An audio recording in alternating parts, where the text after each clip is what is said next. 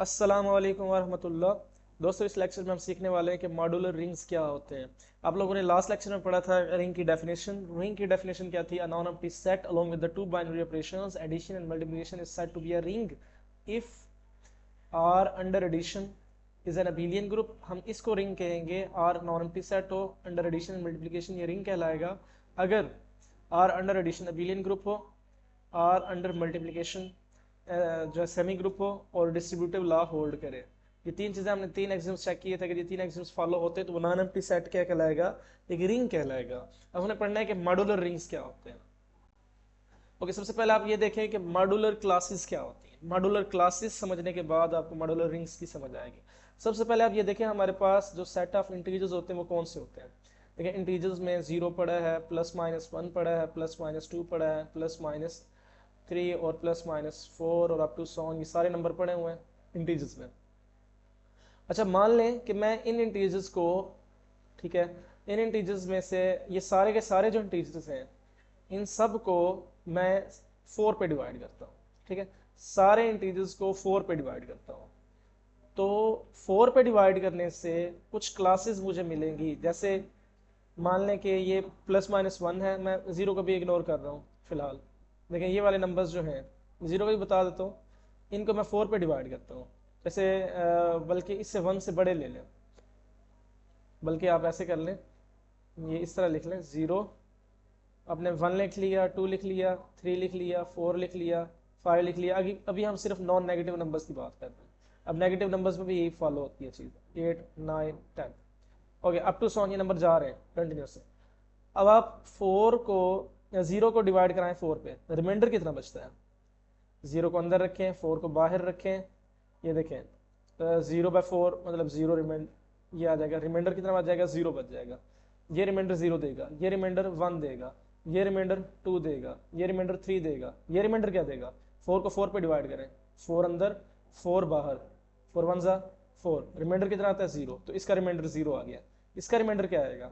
Five को अंदर रखें, फोर पे डिवाइड करें, फोर वन ज़ा फोर, फाइव में से फोर के वन, समझो रिमाइंडर वन आ गया। तो ये इक्वलेंट हो जाएगा वन के। ये रिमाइंडर कितना देगा? टू देगा, फोर पे डिवाइड होने से। ये फोर पे इसको डिवाइड करेंगे सेवन को तो रिमाइंडर थ्री आएगा। इसको फोर पे डिवाइड करेंगे तो रिमाइंडर फिर क्या आ जाएगा? जीरो आ जाएगा। इसको डिवाइड करें वन आ जाएगा। इसी तरह नेगेटिव नंबर्स में भी कुछ आपको जीरो रिमाइंडर दे रहे होंगे, वन रिमाइंडर दे रहे होंगे, कुछ आपको टू रिमाइंडर दे रहे होंगे, कुछ थ्री, फिर दोबारा zero one two three. Four पे डिवाइड करने से सिर्फ यही नंबर मिलते हैं आपको। ओके, अब मैं इसको थोड़ा सा ना क्लेरिफाई करता हूँ, इस चीज़ को दोबारा क्लेरिफाई करता हूँ। तो इसका मतलब एक हमें मॉड्यूलर क्लास मिल जाएगी जीरो की। जीरो की मॉड्यूलर क्लास का मतलब क्या है? वो वाले सारे नंबर जो फोर पे डिवाइड होने के बाद रिमाइंडर जीरो देते हैं, वो नंबर कौन से हैं? वो जीरो भी है, वो प्लस माइनस फोर भी है, फोर को फोर पे डिवाइड करें remainder zero, plus minus eight भी है, इसको भी फोर पे डिवाइड करें remainder zero, plus minus twelve भी है। तो इसका मतलब जब मैं ये जीरो के ऊपर बार लगाऊंगा तो इसका मतलब होगा जीरो की मॉड्यूलर क्लास। जीरो जीरो की मॉड्यूलर क्लास का मतलब ये है कि वो सारे नंबर जो फोर पे डिवाइड होने के बाद, इस पर्टिकुलर केस में फोर मैंने लिया है, और भी केसेस बन सकते हैं, फोर पे डिवाइड होने के बाद आपको रिमाइंडर क्या देते हैं? जीरो रिमाइंडर देते हैं। वन की मॉड्यूलर क्लास का मतलब ये है कि वो नंबर जो फोर पे डिवाइड होने के बाद आपको वन रिमाइंडर देते हैं, वो नंबर कौन से? प्लस माइनस वन है, प्लस माइनस फाइव है, प्लस माइनस नाइन है, plus minus thirteen and up to so on. ये सारे नंबर आपको फोर पे डिवाइड होने के बाद रिमाइंडर क्या देंगे? वन देंगे। इस तरह टू की मॉड्यूलर क्लास का मतलब है वो नंबर जो फोर पे डिवाइड होने के बाद टू रिमाइंडर देते हैं, वो है plus minus two, plus minus six, plus minus ten, up to so on. Three की जो क्लास है उसका मतलब है कि वो आपको थ्री का रिमाइंडर देंगे, plus minus three, plus minus seven, plus minus eleven, up to so on. अब ये देखिए सारे के सारे इंटीजर्स इन्हीं तीन क्लासेस में, चार क्लासेस में कवर्ड हो गए। तो ये है फोर की मॉड्यूलर क्लासेस। ठीक है, फोर की मॉड्यूलर क्लासेस यानी कि फोर पे डिवाइड करने के बाद सारे के सारे इंटीजर्स इनमें कवर हो जाते हैं। जब मैं ये लिखूंगा जीरो के ऊपर बार लिखूंगा तो इसका मतलब है वो सारे नंबर जो फोर पे डिवाइड होने के बाद रिमाइंडर क्या दे रहे हैं? जीरो दे रहे हैं। वन पे बार डालूंगा तो इसका मतलब होगा कि वो वाले सारे इंटीजर्स जो वन फोर पे डिवाइड होने के बाद आपको क्या रिमाइंडर दे रहे हैं? वन दे रहे हैं। ओके, ये बात आपको पर्टिकुलर केस में समझ आ गई कि मॉड्यूलर क्लास क्या होती है। अब हम इस मॉड्यूलर रिंग की बात करते हैं। रिंग क्या होता है? मॉड्यूलर रिंग, इसे हम डिनोट करते हैं जेड एन से। जेड एन का मतलब ये होता है कि इंटीजर के सेट को आपने एन पे करना है डिवाइड, जो रिमाइंडर आएंगे उनकी क्लासेस बनानी है। जैसे कि मेरे पास Z4 है, अभी मैंने जो Z4 लिया, Z4 में एलिमेंट्स कौन से थे? जीरो की मॉड्यूलर क्लास थी, यानी वो नंबर वो वाले इंटीजर्स इसमें इस क्लास में आएंगे जो 4 पे डिवाइड होने के बाद रिमाइंडर 0 देंगे। इसी तरह 1 होता है इसमें, 1 वाली क्लास अभी हमने एक्सप्लेन की, 2 वाली क्लास और फिर इसके बाद 3 वाली क्लास।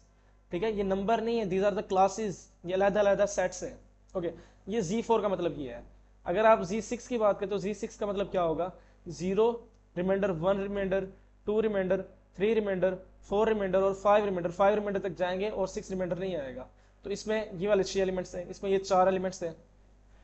इस तरह Z8 का मतलब क्या होगा, 0 वाली क्लास, 1 वाली क्लास, 2 वाली क्लास, 3 वाली क्लास, 4 वाली क्लास, 5, 6 एंड 7 वाली क्लास।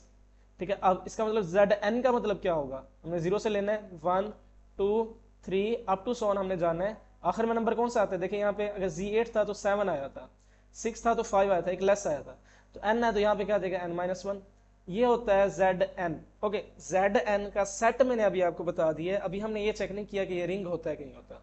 ओके, अब हमने चेक करना है कि ये रिंग होता है कि नहीं होता। ओके, पर्टिकुलर केस में हम Z4 को ही ले लेते हैं। Z4 में मैंने पर्टिकुलर केस ले लिया, अब हम इसको चेक करते हैं कि ये रिंग है कि नहीं। अब Z4 में कौन से एलिमेंट्स थे, 0 1 2 और 3, ये एलिमेंट्स है। ठीक है, ये ध्यान में रखिएगा। ठीक है, मॉड्यूलर क्लासेस वाली बात अभी आपने साइड पर रखनी है, आपने क्या करना है, इनको चेक करने के ये रिंग है कि नहीं। ओके, अंडर एडिशन क्या होना चाहिए, अबिलियन ग्रुप होना चाहिए। ठीक है, सबसे पहले आप ये देखें कि क्लोज्ड है कि नहीं। क्लोजर के लिए आप इसका टेबल बना लें, अंडर एडिशन चेक कर रहे हैं ना, तो इसका टेबल बना लें। देखें यहाँ पे 0, इधर 1 2 3 रख लिया आपने, फिर अगेन 0 1 2 और आपने फिर क्या रख लिया, 3। ओके, अब ऐड करें, 0 प्लस 0 का आंसर क्या होता है, देखिए 0 प्लस 0 का आंसर आएगा 0, 0 प्लस 1 का आंसर आएगा 1, 0 को 2 में ऐड करें 2, 0 को 3 में ऐड करें 3, 1 को 0 में ऐड करें 1, 1 को 1 में ऐड करें 2, 1 को 2 में ऐड करें 3, 1 को 3 में ऐड करें, आंसर क्या आता है 4। लेकिन आपने 4 को दोबारा 4 पे डिवाइड करना है और रिमाइंडर लिखना है। 4 को 4 पे डिवाइड करें, रिमाइंडर कितना बचता है 0, तो इधर आंसर आ जाएगा 0। नेक्स्ट, 2 प्लस 0 का आंसर 2। ठीक है, फिर ये 2 प्लस 1 का आंसर 3, 2 प्लस 2 का आंसर 4 आता है, लेकिन 4 को फिर 4 पे डिवाइड करेंगे, रिमाइंडर लिखना है तो 0 रिमाइंडर आएगा। 2 प्लस 3 का आंसर आता है 5, लेकिन 5 को 4 पे डिवाइड करेंगे तो रिमाइंडर कितना बचता है 1, तो यहाँ पे 1 आ जाएगा। अब 3 प्लस 0 3, 3 प्लस 1 कितना होता है 4, 4 को 4 पे डिवाइड करेंगे, रिमाइंडर लिखना है 0 रिमाइंडर। अगर नेक्स्ट है 3 प्लस 2 5 होता है, रिमाइंडर 1, 3 प्लस 3 6 होता है, रिमाइंडर 2। अब देखें जितने भी आंसर्स आ रहे हैं, ठीक है, जितने भी आंसर्स आ रहे हैं क्या इसी सेट में से दोबारा ही आ रहे हैं, कोई बाहर वाली कोई क्लास तो नहीं आई, इसका मतलब ये अंडर एडिशन क्लोज है। तो एक प्रॉपर्टी हमने चेक कर ली, क्योंकि अंडर एडिशन हमने 5 प्रॉपर्टीज चेक करनी है, क्लोज्ड हो, एसोसिएटिव हो, क्लोज तो चेक कर लिया, एसोसिएटिव ऑब्वियस होती है, क्यों, क्योंकि हर यानी the subset of real number के लिए बात ट्रू होती है कि वो एसोसिएटिविटी होल्ड करता है। इसके बाद है आइडेंटिटी का, इसमें कोई आइडेंटिटी है, देखिए आइडेंटिटी 0 है इसकी, 0 को आप किसी भी एलिमेंट में ऐड करें आंसर भी आता है, 0 को 3 में ऐड करें, लेफ्ट से करें या राइट से करें आंसर 3 ही आएगा, तो 0 इसकी आइडेंटिटी भी है। इसके बाद होता है इनवर्स, सब एलिमेंट्स का इनवर्स है। फॉर एग्जांपल मैं आपसे पूछता हूँ कि 2 का इनवर्स क्या है, आप कहेंगे 2 का इनवर्स यानी 2 को किस में ऐड करें और आंसर क्या है 0 आना चाहिए। देखें 2 का इनवर्स 2 है, कैसे, 2 को 2 में ऐड करें, आंसर कितना आता है 4, 4 को फिर आपने 4 पे डिवाइड करना है, अगर उस नंबर से लेस पे है तो वही लिख देना है, अगर उसके इक्वल आ गई उसके बढ़ गया तो आपने डिवाइड करना है और रिमाइंडर लिखना है। 4 को 4 पे डिवाइड करें, रिमाइंडर कितना आता है 0, तो 2 प्लस 2 का आंसर क्या आ जाएगा 0, इसका मतलब 2 का इनवर्स क्या है 2। ओके, मैं पूछता हूँ 3 का इनवर्स क्या है, यानी 3 को आप किस में ऐड करो कि आंसर 0 आ जाए। ठीक है, आप 3 को 1 में ऐड करो, 4 आता है, 4 को फिर 4 पे डिवाइड करो, रिमाइंडर 0 आ जाएगा, इसका मतलब 3 का इनवर्स क्या है 1। तो इनवर्सेस भी हैं, कम्यूटेटिव लॉ भी होल्ड करता है, इस तरह बाकी प्रॉपर्टीज अंडर मल्टीप्लिकेशन ये सेमी ग्रुप भी है और डिस्ट्रीब्यूटिव लॉ भी होल्ड करता है। तो ये क्या है Z4 इज अ रिंग। इसी तरह आप किसी भी Zn को चेक करेंगे, Z8 हो, Z7 हो, Z6 हो, तो सारे के सारे क्या बनाते हैं, रिंग बनाते हैं under addition and multiplication. Hopes हो कि आप लोगों को ये लेक्चर समझ आ गया होगा। फिर भी अगर किसी किस्म का कोई डाउट हो तो कमेंट सेक्शन में लाजमी पूछ लीजिएगा। अल्लाह हाफिज़।